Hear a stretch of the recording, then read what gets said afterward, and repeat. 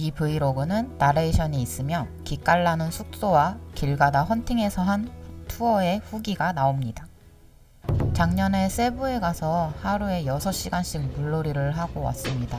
당시에는 샌로그가 없어서 둘이 각자 수동으로 동영상을 찍어와서 화면이 2분할로 되어 있습니다.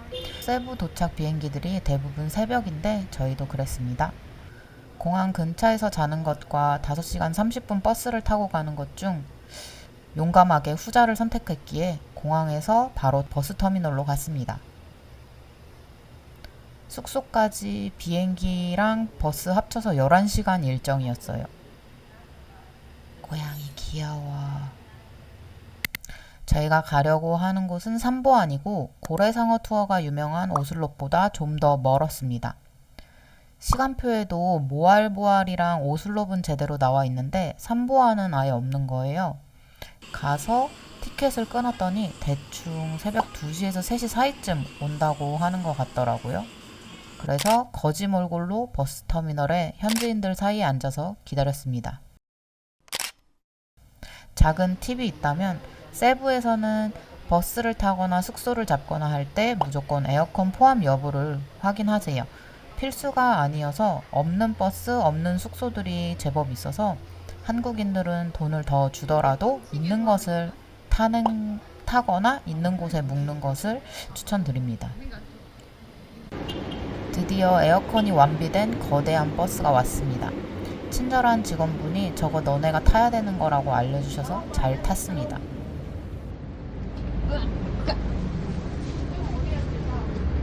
적당히 앞쪽에 앉아.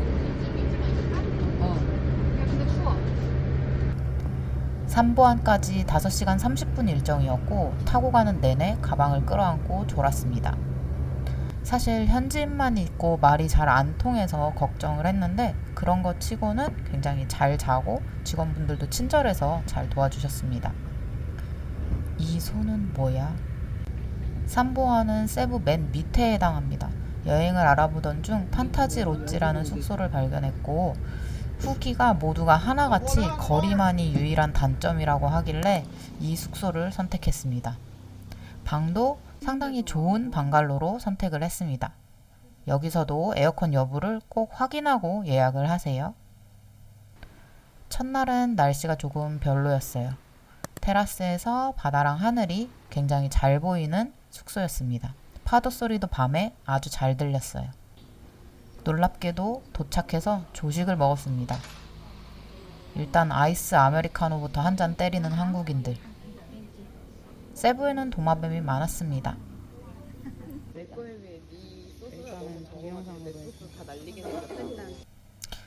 조식을 먹고 일단 낮잠을 잤습니다. 11시간이나 이동했기 때문에 굉장히 피곤했는데 근데 옆 방갈로 공사 소리가 굉장히 시끄러웠어요. 낮잠 자고 일어나서 바로 스노클링을 나갔습니다. 날씨는 별로였지만 그래도 괜찮았어요. 판타지 롯지는 아주 작지만 놀기에 부족함이 없는 프라이빗 해변을 끼고 있어서 저희끼리 굉장히 잘 놀았어요. 친구야, 화면이 왜 이렇게 뿌였니? 바다가 엄청 맑고 물고기도 제법 많았습니다.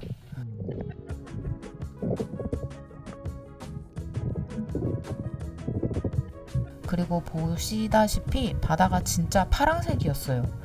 작은 물고기들을 계속 쫓아다니다가 물고기 떼도 만났습니다.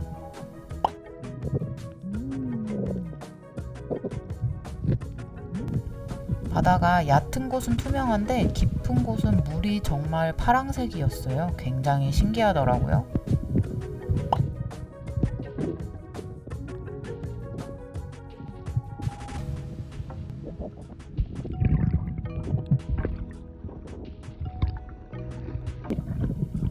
이렇게 2시간이 넘게 스노클링을 했습니다.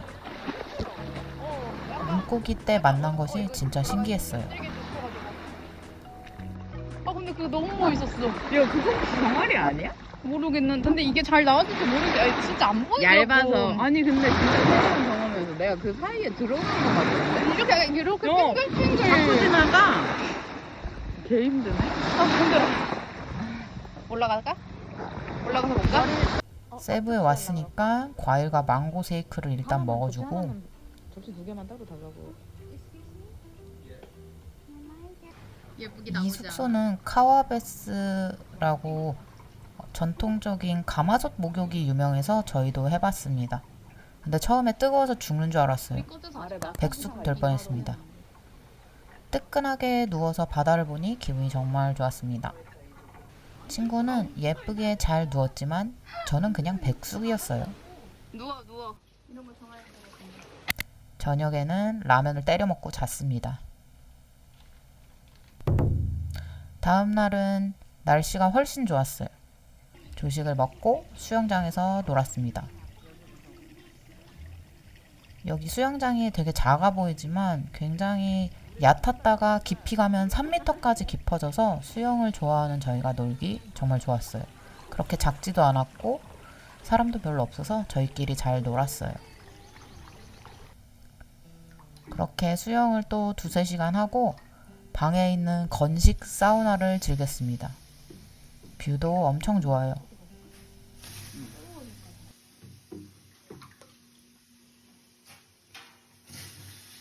오후가 되니 창밖으로 빛이 들어오는데 하늘과 바다가 맑고 빛이 찬란해서 정말 경치가 좋았어요. 물놀이 하고 사우나 하고 노글노글해져가지고 누워있는 이 시간이 저희 둘이 꼽는 세부에서 가장 좋았던 순간 1위입니다. 이 숙소에 오길 정말 잘했다는 생각을 했습니다. 선셋을 보기 위해 테라스로 나왔습니다. 세부는 매일매일 선셋이 정말 예뻤어요. 나 이거 사진 하나만 찍고 갈게. 목이 물려서 다리 지지는 중. 제모하는 사람. 정작 다리에 털도 없는 안 나는 사람. 제모하는 사람. 셋째 날은 시작부터 불미스러운 일이 생겼습니다. 체크아웃하고 모알보알로 버스로 이동하려는데 택시가 와서 흥정해서 싼 값에 탔거든요. 그런데 합승이었습니다. 이럴 수가. 그래서 모르는 스위스 남자 둘 사이에 껴서 앉아서 갔어요. 배낭여행의 묘미라고 자기 합리화를 했습니다. 더 흥미로운 일이 벌어지는데 숙소 가는 길에 택시기사가 가와산 캐녀닝 갈 거냐고 자기 아는 대로 가자고 하는 거예요. 숙소가 가와산 가는 길이었거든요. 조건이랑 이것저것 들어보니 나쁘지 않아서 숙소 가다 말고 캐녀닝 업체에 내렸습니다. 가격은 2,100페소 정도였어요. 그렇게 2대2로 한 명씩 가이드가 붙어서 갑자기 캐녀닝을 하게 됐습니다. 가이드분들이 친절하고 정말 좋았어요. 생각보다 험난한 코스이기 때문에 1대1로 가이드 붙는 거 추천합니다. 영상도 열심히 찍어주시더라고요. 캐녀닝 가성비가 장난이 아닌 게 진짜 오래 많이 걸었어요.